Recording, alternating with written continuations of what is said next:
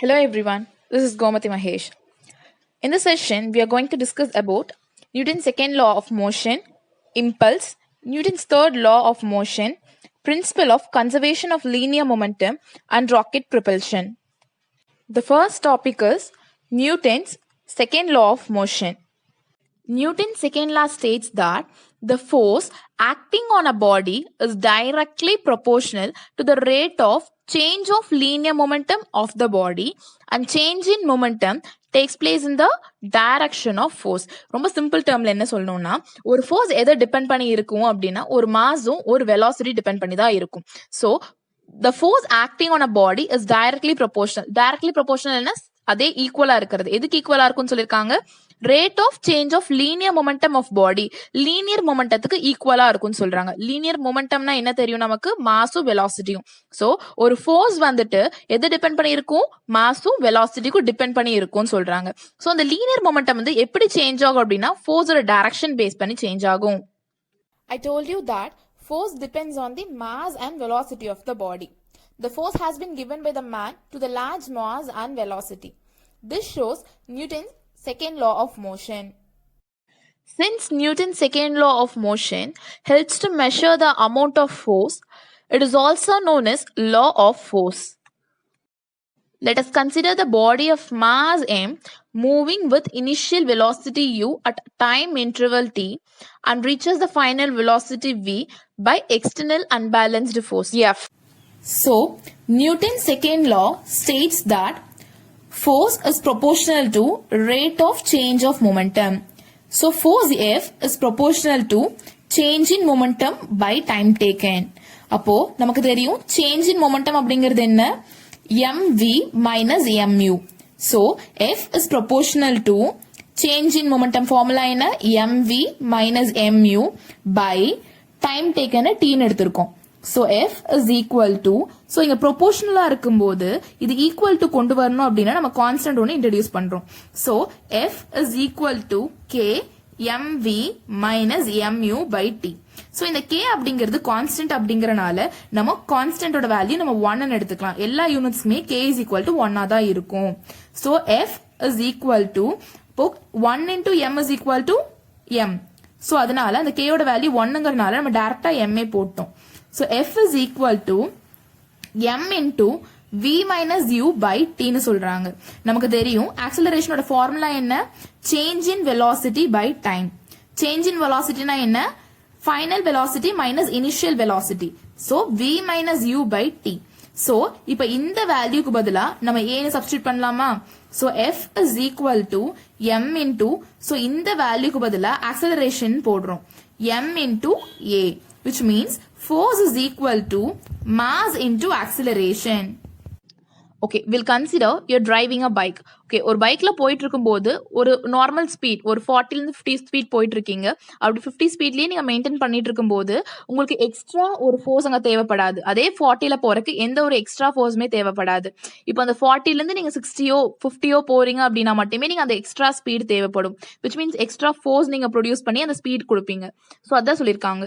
No external force is required to maintain the motion of the body moving with uniform velocity. So ஒரு uniform வெலாசிட்டியில் இருக்கும்போது எந்த ஒரு external ஃபோர்ஸுமே நமக்கு produce பண்ண தேவையில்லை.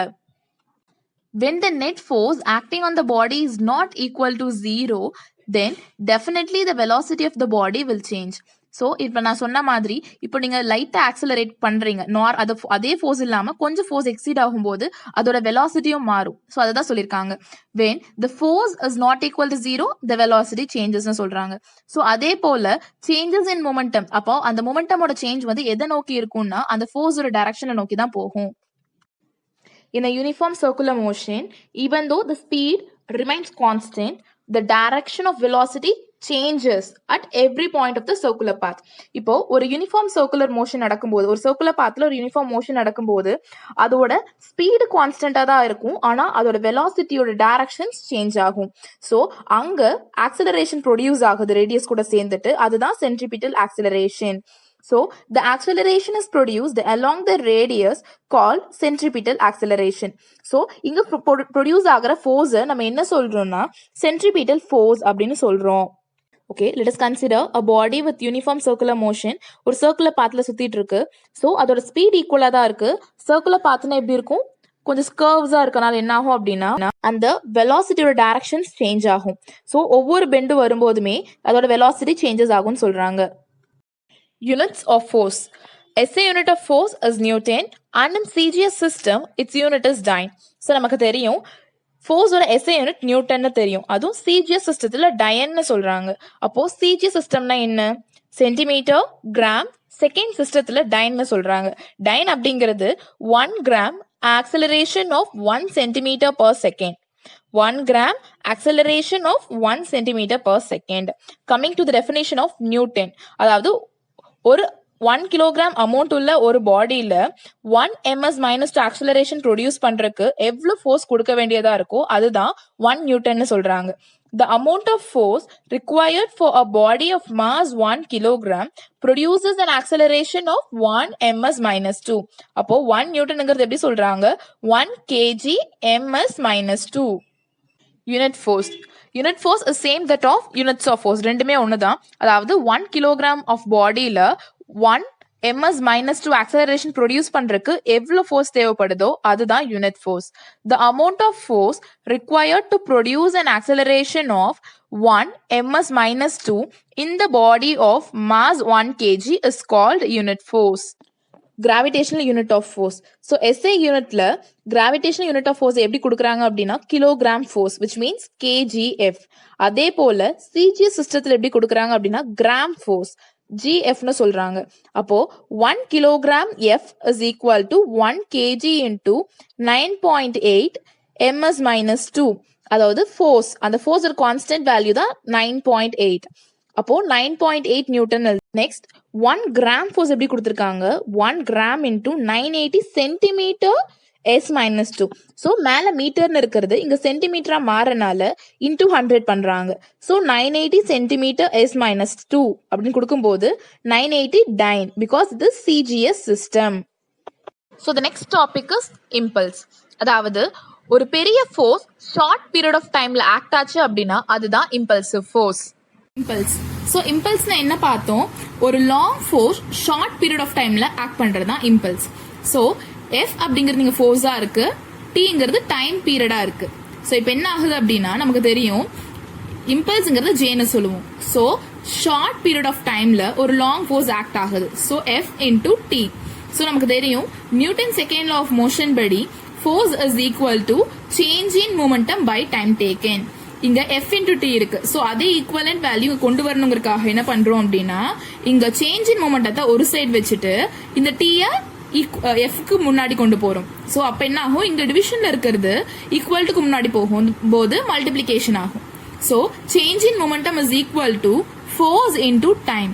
அப்ப என்ன ஆகும்? இங்கேயும் F into T F into T இருக்கு. ஸோ இந்த F இன்டூ Tக்கு பதிலா இந்த சேஞ்ச் இன் மொமெண்டமோட வேல்யூ எடுத்துக்கலாம். So J is equal to change in momentum. Impulse is equal to change in momentum. We know that impulse is equal to change in momentum. So this change in momentum can be achieved in two forms. எப்படின்னா ஒரு பெரிய force, ஒரு large force ஒரு short period of டைம்ல act பண்ணும்போதும் அதே போல ஒரு சின்ன ஃபோர்ஸ் லாங் பீரியட் ஆஃப் டைம்ல ஆக்ட் பண்ணும்போதும் இந்த மொமெண்டம் அச்சீவ் பண்ண முடியும். ஃபர்ஸ்ட் என்ன கொடுத்துருக்காங்க? ஒரு large force acting for the short period of time. இதுக்கு எக்ஸாம்பிள் வந்து டென்னிஸ் பால் எடுத்துக்கலாம். ஸோ அந்த டென்னிஸ் பால் பேட்ல ஹிட் ஆகிறதுக்கு வெறும் ரொம்ப நேனோ ஃபிராக்ஷன் ஆஃப் செகண்ட் தான் இருக்கு. பட் ஆனா அது ஃபோர்ஸ் ரொம்ப நேரமே இருக்கு. ஸோ இன் நெக்ஸ்ட் கேஸ் அதாவது smaller force longer period of டைம்ல ஆக்ட் பண்ணுது அப்படின்னா we can take example as an airbag. இப்போ கார்ஸ்ல எல்லாமே ஏர் பேக் வரும் இல்லையா? ஸோ ஆக்சிடென்ட் ஆகும்போது அந்த ஏர் பேக் என்ன பண்ணுது? It prevent from major damages. So அப்போ ரொம்ப சின்ன ஃபோர்ஸ் தான் பட் லாங்கர் பீரியட் ஆஃப் டைம்ல அது ஆக்ட் ஆகுது. So this comes under and smaller force acting for the longer period of time. The next topic is Newton's third law of motion. Newton's third law states that for every action there is an equal and opposite reaction. அதாவது நம்ம பண்ற ஒவ்வொரு ஆக்ஷனுக்குமே அதுக்கான எதிர் opposite reactions இருக்கும் அப்படிங்கிறது தான் Newton's third law of motion. ஆனா அந்த ஆப்போசிட் ரியாக்ஷனும் அந்த ரியாக்ஷனும் வெவ்வேறு பாடியில ஆக்ட் ஆகும். They always act on two different bodies. இப்போ If a body A applies a force Fa on a body B, then the body B reacts with the force Fb. இப்போ ரெண்டு பாடி இருக்கு. அப்போ நம்ம ஃபோர்ஸ் கொடுக்கும்போது ஒரு பாடியில வந்து ஆக்ட் ஆகும், இன்னொரு பாடியில அது ரியாக்ட் ஆகும்னு சொல்றாங்க. So FB is equal to minus FA. Minus FA அப்படிங்கிறது ஏன்னா opposite reaction. So minus FA. When the birds fly, they push the air downwards. So இது ஒரு action. So அதே air அந்த bird மேல பறக்க வைக்குது upwards. So இது reaction. So actionும் reactionும் வேற வேற பாடியில நடக்குது. Action அப்படிங்கிறது birdனால நடக்குது. Reaction அப்படிங்கிறது windனால cause ஆகுது. When a person swims, he pushes the water using his hands backwards. இது action and the water pushes a swimmer in the forward direction. இது ரியாக்ஷன். ஸோ ஒரு பர்சன் ஸ்விம் பண்ணும்போது தன்னோட கையை யூஸ் பண்ணி வாட்டரை பேக்வேர்ட்ஸ்ல புஷ் பண்றாங்க. அது ஆக்ஷனா இருக்கு. ஸோ அந்த வாட்டர் வந்துட்டு அந்த ஸ்விம்மரை ஃபார்வர்ட் டைரக்ஷன்ல கொண்டு போகுது. இது reaction. Principle of conservation of linear momentum. So இப்போ ஏபி அப்படிங்கக்கூடிய பாடி எடுத்துக்கிறோம். அதோட மாஸ் m1 m2ங்கிறது கான்ஸ்டன்டா இருக்கு. ஸோ இனிஷியல் வெலாசிட்டியா u1 u2 அப்படிங்கிற இனிஷியல் வெலாசிட்டியோட மூவ் ஆகும்போது கொலிஷன் ஏற்படுது டைம் t-ல. ஸோ கொலிஷன் ஏற்படும் போது டூ டிஃப்ரெண்ட் ஃபோர்ஸஸ் கிரியேட் ஆகுது. ஸோ திருப்பி அது வந்து ஃபைனல் வெலாசிட்டி போகும்போது v1 v2ன்னு போகுது. ஸோ இதெல்லாமே ஒரு ஸ்ட்ரெயிட் லைன்ல நடக்குது. ஃபர்ஸ்ட் என்ன சொல்றாங்க அப்படின்னா force on body B due to A. ஏனால பிக்கு வரப்பட்ட ஃபோர்ஸ் எவ்வளோ அப்படின்னு பார்க்கும்போது ஸோ அதோட மாஸ் என்ன m2 v2 minus u2 by T. v2 அப்படிங்கிறது final velocity minus initial velocity by time taken. இங்க 2 அப்படிங்கிறது ஏன்னா பியோட மாஸும் வெலாசிட்டியுமே வந்துட்டு 2. Force on body A due to B. So பினால ஃபோர்ஸ் ஏ எவ்வளவு கிடைச்சிருக்குன்னு பார்த்தா m1 into v1 minus u1 by T. So நமக்கு தெரியும் by Newton's third law of motion for every action there is an equal and opposite reaction. So FA is equal to minus FB. So FA ஓட value என்ன m1 into v1 minus u1 by t is equal to minus FB ஓட value என்ன m2 into v2 minus u2 by t. So இப்போ multiplication பண்ண என்ன வரும் m1 v1 minus m1 u1 by t is equal to minus m2 v2 minus minus plus m2 u2 by t. So T cancel ஆயிரும். So இப்போ என்ன பண்றோம் v எல்லாம் ஒரு சைட் u எல்லாம் ஒரு side which means final velocity ஒரு side initial velocity ஒரு சைட் கொண்டு வரும். ஸோ m1 v1 இங்க மைனஸா இருக்கிறது ஈக்குவல் டுக்கு முன்னாடி வரும்போது பிளஸ் ஆகும். Plus m2 v2 is equal to இங்க இருக்கக்கூடியது இந்த சைடு வரும்போது மறுபடியும் பிளஸ் ஆகும். So m1 u1 plus m2 u2. So before collision is equal to after collision. So next we are going to discuss about rocket propulsion. The term propulsion means act of moving forward. அதாவது forward டைரக்ஷனை கொண்டு போறது தான் propulsion அர்த்தம். So இதுல மொத்தம் 2 லா use பண்ணிருக்காங்க. என்னன்னா law of conservation of linear momentum as well as Newton's third law of motion. So ராக்கெட்டை வந்துட்டு ஃபியூவலால ஃபில் பண்றாங்க. ஃபில் பண்றது தான் எங்க ஃபில் பண்ணுவாங்க அப்படின்னா இந்த ப்ரொபிலன் டேங்க் அப்படிங்கக்கூடிய இடத்துல தான் ஃபில் பண்றாங்க.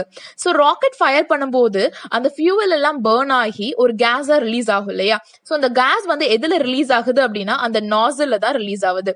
அப்போ ரிலீஸ் ஆகும்போது ஒரு huge amount of momentum produce ஆகுது. அந்த மொமெண்டத்தை பேலன்ஸ் பண்றதுக்கு கம்பஷன் சேம்பர்ல இருந்து ஈக்குவல் அண்ட் ஆப்போசிட் ஃபோர்ஸ் கொடுக்கப்படுது.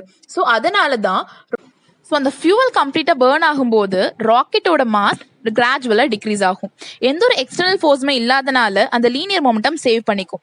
மாஸ் டிக்ரீஸ் ஆகும்னு சொல்லியிருந்தேன். ஸோ அது அதோட ஆல்டிடியூட் பேஸ் பண்ணி டிக்ரீஸ் ஆகும்போது வெலாசிட்டி ஆட்டோமேட்டிக்கா இன்க்ரீஸ் ஆகும். ஸோ அங்க வெலாசிட்டி ஜாஸ்தி ஆகும்போது ஒரு பர்டிகுலர் டைம்ல என்ன ஆகும் அப்படின்னா கிராவிடேஷனல் ஃபோர்ஸ்னால எர்த்தோட சர்ஃபேஸ்ல இருந்து எஸ்கேப் ஆகும். அதுதான் எஸ்கேப் வெலாசிட்டி.